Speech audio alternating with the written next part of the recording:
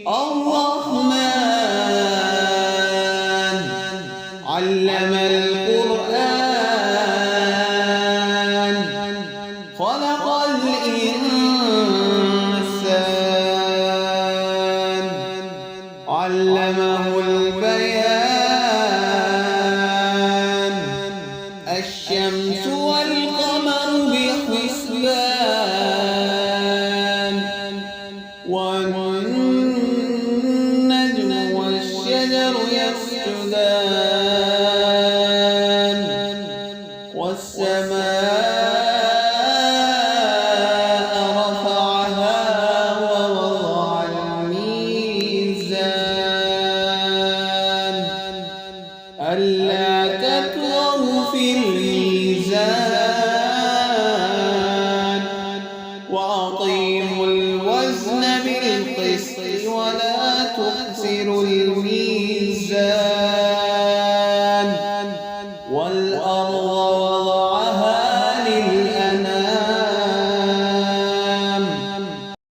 فيها فاكهة والنخل ذات الأكمام والحب ذو العصف والريحان فبأي آلاء ربكما تكذبان خلق الإنسان من صلصال كالفخار وخلق الجان من مارج من نار فبأي آلاء ربكما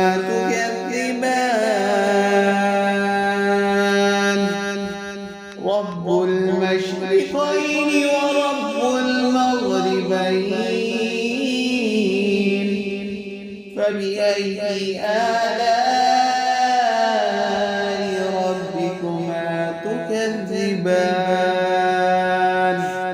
مرج البحرين يلتقيان بينهما برزخ لا يبغيان فبأي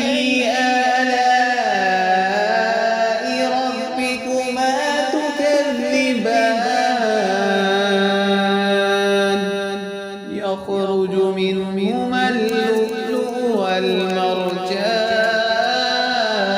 والمرجان فبأي آلاء ربكما تكذبان وله الجوار المنشآت في البحر كالأعلام فبأي